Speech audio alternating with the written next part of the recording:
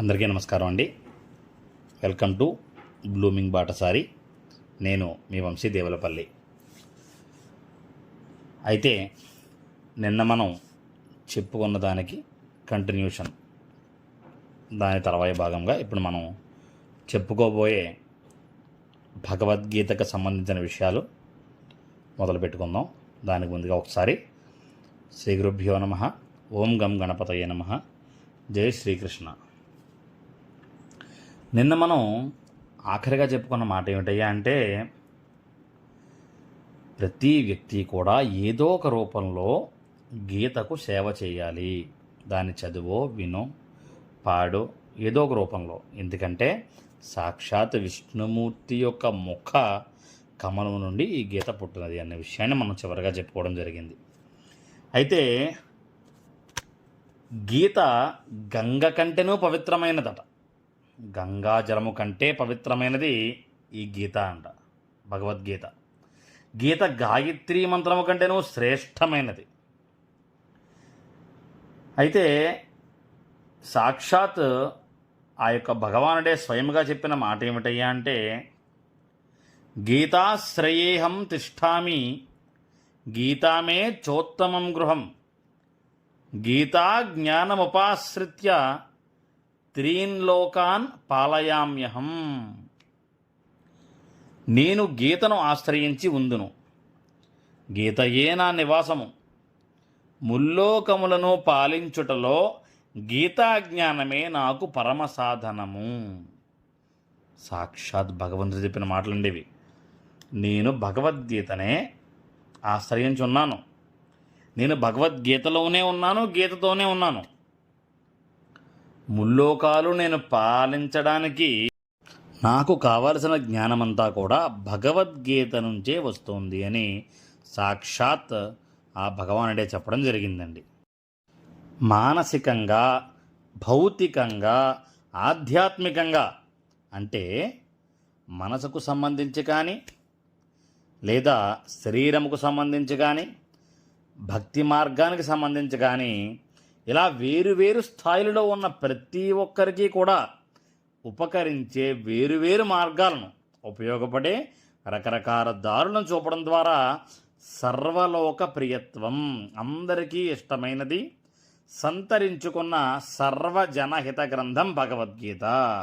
సర్వజనహిత గ్రంథము, ప్రతి ఒక్క మానవుని యొక్క హితము కోరే గ్రంథమే భగవద్గీత. ఇది ఒక్క అర్జునుడి కోసం శ్రీకృష్ణ పరమాత్ముడు చెప్పింది అయితే కాదండి. ఎటువంటి రకమైన ఆలోచనా భావాలు కలిగిన మానవునికైనా సరే జీవితములో అన్ని మార్గములు చూపగల గ్రంథం ఈ భగవద్గీత. అందుకే ఈ భగవద్గీతను సర్వజనహిత గ్రంథముగా పిలుస్తూ ఉంటారండి. Man is a social animal. మానవుడు సామాజిక జీవనాన్ని కోరుకునే ప్రాణి అని ఒక గ్రీకు తత్వవేత్త అరిస్టాటిల్ అంటే అది వాస్తవం కాదు. Man is a ferocious animal.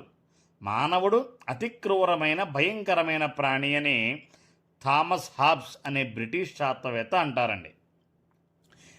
వాస్తవానికి వీరిద్దరి మాటల్లోని కొంత సత్యమైతే ఉంది. ఎలాగా? మానవునిలో ఉన్న ఈ రెండు ప్రవృత్తులకు కారణం అతనిలో పుట్టక నుండి స్వభావ సిద్ధంగా ఉన్న స్వార్థపరత్వము. మానవుడు స్వార్థపరాయణుడైన, స్వలాభ దృష్టి గల సుఖపరాయణుడైన ప్రాణి అని అనవచ్చు. కరెక్టే కదండి. ఖచ్చితంగా మనం ఏ పని చేసినా అందులో మనకు ఎంతో కొంత లాభం కలగాలి అనుకుంటాం. అది మన కోసం అయితేనే మనం చేస్తాం. అందుకే గీత యొక్క సారాంశం ద్వారా మానవుని ఎలా ఎక్స్ప్లెయిన్ చేసిందంటే, మానవుడు స్వార్థపరాయణుడైన, స్వలాభ దృష్టి గల సుఖపరాయణుడైన ప్రాణి. అబ్బబ్బా, ఆ పదాలు నిజంగా అక్కడ కూర్చున్నందుకు దండం పెట్టచ్చండి ఆ రచయితకి. పరిశీలించి చూస్తే ప్రతి ప్రాణిలోని ఈ లక్షణం కనబడుతుంది. అయితే ఏ ప్రాణిలోని స్వార్థపరత్వము వాటి జీవనానికి అవసరమైనప్పుడు మాత్రమే బయటికి వస్తుంది. కానీ మనకు తెలీదా, మనిషిలో ఈ స్వార్థ చింత ఎప్పుడూ ఉంటుంది. మానవుడు స్వార్థపరుడు అనే తత్వాన్నే మనకి ఉపనిషత్తులు కూడా అతి స్పష్టమైన మాటల్లో బోధించినవి. మనకి కౌటిల్యుడు అర్థశాస్త్రంలో చెప్పిన మాత్స్యన్యాయం, అందులో మనం మాయాబజార్ సినిమాలో అనుకుంటా వినే ఉంటారు అందరూ, చిన్న చేపను పెద్ద చేప, పెద్ద చేపను ఇంకో చేప అని. ఈ చిన్న చేపను పెద్ద చేప మింగివేసే పద్ధతి. బలవంతుడు బలహీనుడిని పీడిస్తాడు, కొన్నాళ్ళకి ఇంకో బలవంతుడు వచ్చి ఈ బలవంతుడిని పీడిస్తాడు. అయితే లోకనాశనానికి దారితీసే మానవునిలోని స్వార్థపరత్వ ప్రవృత్తిని అణిచి ఉంచాలంటే రెండే ఉపాయాలు ఉన్నాయండి. మొదటిది దండం, అంటే చట్టం. రెండవది మానవుని మనస్సులో మార్పు తీసుకువచ్చే తత్వదర్శనము. మొదటి దానివల్ల ఫలితం టెంపరీ, తాత్కాలికమైనది. ఇప్పుడు చట్టం వలన ఈవేళ భయపడతాడు, కానీ ఆ యొక్క భావం అయితే పోదు కదా. రెండవ దాని వల్ల కలిగే ఫలితం అంతకంటే ఎక్కువ కాలం నిలుస్తుంది. ఒక పర్మనెంట్ మైండ్ సెట్ అని చెప్పచ్చండి ఆ చేంజ్ అనేది. అలాంటి తత్వదర్శనము పొందగలిగేది ఈ భగవద్గీత చదివినప్పుడు మాత్రమే. ఈ భగవద్గీత ఎవరైతే చదువుతారో, లేక వింటారో, లేక అనుసరిస్తారో వారు ఖచ్చితంగా ఎటువంటి రకమైన స్వార్థపరత్వ లక్షణాలని దూరం చేసుకుని సుఖశాంతులతో, మనశ్శాంతితో, ఎటువంటి రకమైన కోరికలు లేకుండా ప్రశాంతమైన వాతావరణంలో జీవితం గడుపుతారు అని మనకి ఈ యొక్క గీత సారాంశంలో తెలపబడిందండి. అలాగే ఈ గీతాగానం ఏంటండి అసలు? వేణుగానలోనుని మధురగానము, అంతే కదా. వేణుగానలోలుడు అంటే ఎవరండి? శ్రీకృష్ణ పరమాత్ముడు చేసిన మధురగానములలో ఒకటి ఈ గీతాగానం కూడాను. ఈ భగవద్గీతని మాతృహృదయముగా కూడా చెప్పవచ్చండి. మనం మీరు విన్నట్లయితే ముందు ఎపిసోడ్లో మనం చెప్పాం, గాంధీ గారు ఈ గీతని తన యొక్క తల్లి ఒడితో పోల్చడం జరిగిందండి. అలాగే గీత కలికాల దివ్యౌషధము. ఈ కలికాలములో మనము ఈదుకుంటూ ప్రతి సమస్యని ఎదుర్కొంటూ చివరిదాకా నిలవాలంటే ఈ భగవద్గీత అనేది చాలా గొప్పగా మనకి తోడుండి సహాయపడుతుందండి. గీత నిత్య జీవిత మార్గదర్శిని. ఇది ఏదో పుస్తకం చదవడమో, వినడమో, అధ్యయనం చేయడమో, పారాయణ చేయడమో, పూజ చేయడమో కాదండి. ఈ భగవద్గీత అనేది ఎలా చెప్పాలి మీకు, ఇట్ షుడ్ బి హ్యాబిట్యేటెడ్. మనకు అలవాటు పడిపోవాలన్నమాట. నిత్య జీవన విధానము ఈ యొక్క భగవద్గీత అయిపోవాలి. అంటే మన యొక్క జీవిత మార్గదర్శినిగా ఈ భగవద్గీతను మనం చెప్పవచ్చండి. ఈ భగవద్గీత యొక్క ముఖ్యమైన లక్ష్యం ఏంటయ్యా అంటే శోకరాహిత్యము, ఆనంద ప్రాప్తి.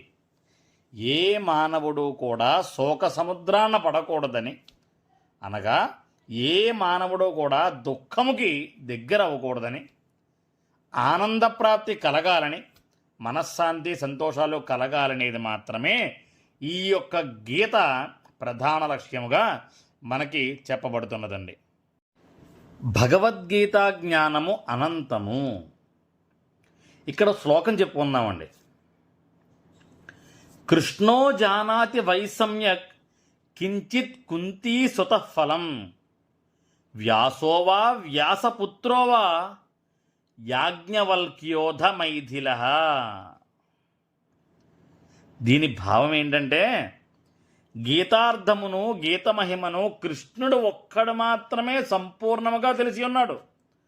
అర్జునుడు కానీ, వ్యాసుడు కానీ, శుకుడు కానీ, యజ్ఞవల్కుడు కానీ, జనకుడు కానీ, తక్కిన వారంతా కూడా ఒకంత మాత్రమే తెలుసుకున్నారు. ఎంత మహిమ గలదైందండి గీత. కృష్ణుడికి తప్ప వీరెవ్వరికీ కూడా పూర్తిగా ఈ గీత యొక్క సారాంశం కానీ, గీత యొక్క మహిమ కానీ, గీత యొక్క గొప్పదనం కానీ కేవలం శ్రీకృష్ణుడికి మాత్రమే పూర్తిగా తెలుసట. అయితే నాకు ఒక సందేహం వచ్చింది. అయ్యో, పూర్తిగా తెలియకపోతే ఎలాగా? ఎలా మరి భగవద్గీతను పూర్తిగా తెలుసుకుని ఆ ఫలితాన్ని పొందేది, ఆ జ్ఞానాన్ని పొందేది అని. ముందు ఎపిసోడ్లో ఒక శ్లోకం యొక్క భావంలో ఒక మాట ఉంది.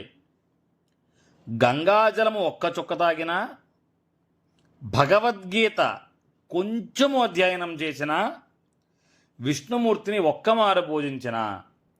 ఒకసారి ముందు ఎపిసోడ్లో వింటే అర్థమవుతుందండి ఆ యొక్క శ్లోకం భావం. అంటే ఉదాహరణ చెప్పాలంటే, అమృతము ఒక్కొక్క చుక్కగా తాగి చెంబుడు తాగిన, ఒకేసారి చెంబుడు తాగిన ఫలితం ఒక్కటే. దాని ఫలితం ఏమిటండి? అమృతం ఫలితం మరణం ఉండదు. అది అందరికీ సమానంగానే లభిస్తుంది. అలాగే గీతామృతమును కొంచెము గ్రోలినా, అధికముగా గ్రోలినా భవదుఃఖహరణము, మోక్షప్రాప్తి సమానముగానే సిద్ధిస్తుంది. జై శ్రీకృష్ణ. ఎంత గొప్పగా చెప్పారు చూసారండి. ఒక్క పేజీ చదివినా, ఒక్క మాట విన్నా, ఒక్క శ్లోకం విన్నా గీత యొక్క మహిమ మొత్తం మనకు సిద్ధిస్తుంది. ఆ మోక్షాన్ని మనకి సిద్ధిస్తుంది. కావున ఈ భగవద్గీతని వీలున్నప్పుడు ఎప్పుడో అప్పుడు ఒక్కసారైనా సరే అధ్యయనం చేసి ఆ యొక్క భగవంతుని ఆశీస్సులు మనం పొందాలని చెప్పి కోరుకుంటున్నాను. మరి ఈ మాటతో ఈరోజు ఈ ఎపిసోడ్కి మనం సెలవిద్దాం. జై శ్రీకృష్ణ. నా సబ్స్క్రైబర్స్, నా వెల్విషర్స్ కొంతమంది ఇచ్చిన సలహా మేరకు ఈ యొక్క ఎపిసోడ్స్ డైలీ మార్నింగ్ ఒకటి, ఈవినింగ్ ఒకటి రిలీజ్ చేయమన్నారండి. సో డైలీ మార్నింగ్ 8 o'clockకి ఒక ఎపిసోడ్ పోస్ట్ చేస్తూ ఉంటాను. ఈవినింగ్ 6 o'clockకి ఒక ఎపిసోడ్ పోస్ట్ చేస్తూ ఉంటాను. So those who are working, morning మీరు ఆఫీస్కి వెళ్ళేటప్పుడు చక్కగా 10 నిమిషాలు వింటూ వెళ్ళిపోవచ్చు. దారిలోనే అయిపోతుంది. మళ్ళీ ఈవినింగ్ ఆఫీస్ నుంచి రాగానే నీట్గా చక్కగా స్నానం చేసి ఫ్రెష్గా 10 నిమిషాలు వినొచ్చు. చాలా మంచి పాజిటివ్ వైబ్స్ వస్తాయి. అలాగే మీ పిల్లలకు కూడా ఖచ్చితంగా ఇది మార్నింగ్, ఈవినింగ్ కూడా వినిపించండి. జై శ్రీకృష్ణ. సో ఈ రోజు నుంచి morning 8 AM and evening 6 PM stay tune to blooming బాటసారి. జై శ్రీకృష్ణ. నేను చెప్పేది మీకు అర్థమైనట్లయితే నా ఛానల్ని సబ్స్క్రైబ్ చేసుకోండి. నేను వీడియో పెట్టగానే మీకు నోటిఫికేషన్ వస్తుంది. అలాగే ఈ యొక్క 11 నిమిషాలు పూర్తిగా విని అర్థమైంది అని అనిపించిన వాళ్ళు ఎవరైనా ఉంటే ఒక కామెంట్ రూపంలో తెలియజేయండి. అలాగే ఈ ఛానల్ని షేర్ చేయండి, సబ్స్క్రైబ్ చేయండి. Thank you. మీ Vamsi Devulapalli, in and as blooming Batasari.